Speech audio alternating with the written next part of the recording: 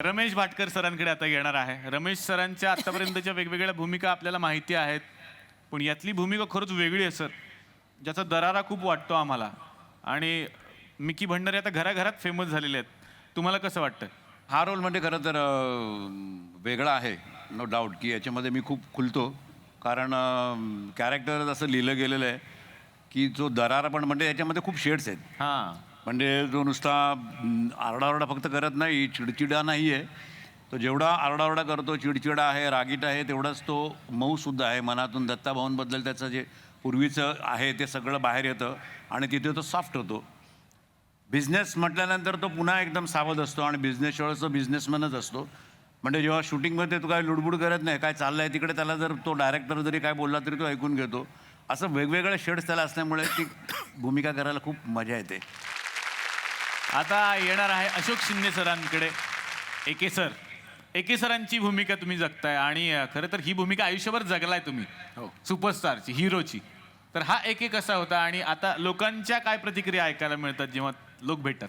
Actually तुम्ही म्हणालात त्याप्रमाणे आता 27 वर्ष मी इंडस्ट्रीमध्ये आहे आणि हा रोल मी करत आलो आहे हिरोचा, पण माझ्या स्वभावाच्या विरुद्ध हा रोल मला मिळाला. अच्छा. ज्यावेळी मला मंदार देवसळींनी हा रोल ऑफर केला तेव्हा मला पहिला प्रश्न पडला की ॲरोगंट वागायचे, जे माझ्या रक्तात नाही आहे.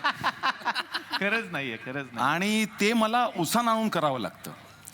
तर एक चॅलेंजिंग रोल मला मिळाला आणि मधल्या काळामध्ये मी सतत, म्हणजे ही माझी 100वी मालिका आहे. वा.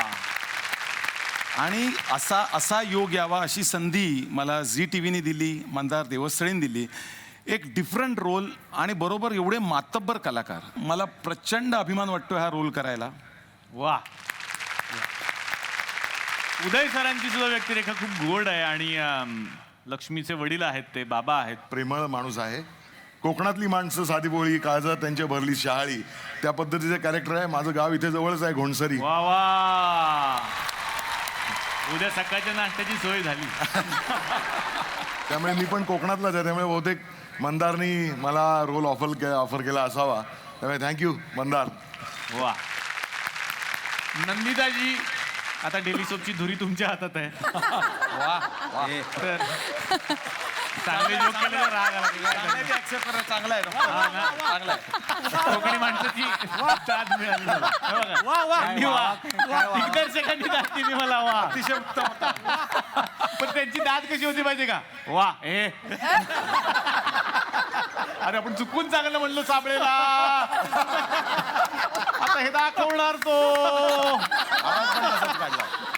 आता लोक साबळेलाही चांगलं म्हणणार.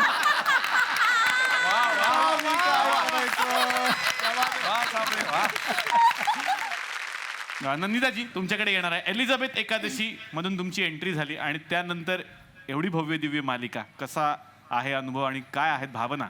खरं तर हे कॅरेक्टर मला फार कन्व्हिन्स होत नव्हतं आधी, की एका इतक्या विक्षिप्त माणसाची बायको इतकी प्रेम आणि आता असायला हरकत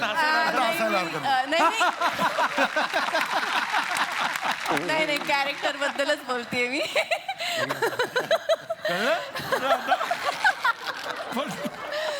पण लक्ष्मी, लोकांचा जो फीडबॅक मिळतोय त्याच्यावरनं कळतंय की लक्ष्मी खूपच लोकांना आवडते आणि प्रत्येकाला जे काही वाटतं की आपली बायको अशी असावी. वैभव मला नेहमी म्हणतो की फारच चुकीचं आदर्श ठेवते तू बायकांसमोर, की बायका तुला शिव्या घालत असतील की प्रत्येक पुरुषाला वाटतं की ही अशी बायको असावी म्हणून.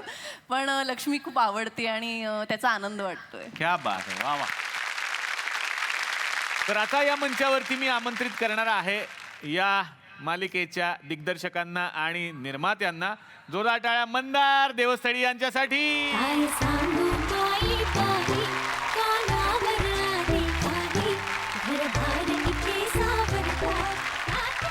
तर मंदार सर, दिसताय खूप छान तुम्ही. लुक पण छान केलेला आहे. थँक्यू. रेड रोज तुम्ही दिसताय. तुम्ही हा लुक का केलाय सर? म्हणजे बाहेर फिरायला जाताना हा कलर आवडतो की घरी गेल्यानंतर बायकोला लिपस्टिकचे डाग दिसून येत म्हणून? नाही, मला आज ॲक्च्युली खूप भीती वाटत होती, कारण इतक्या सुंदर मुली, इतके तरुण अभिनेते, क्या बात आहे. ह्यांच्यासमोर आपण दिसू की नाही अशी भीती वाटत होती. पण मला वाटलं की नाही, मी खूप चांगल्या प्रकारे तेव्हा म्हटलं किमान रंग तरी असा परिधान करावा जेणेकरून सगळ्यांचं आपल्याकडे लक्ष जाईल. सो हा रंग निवडला. पण आता जी तू दुसरी शक्यता म्हणालास त्याच्यासाठी ही टेस्ट करून बघायला हरकत नाही.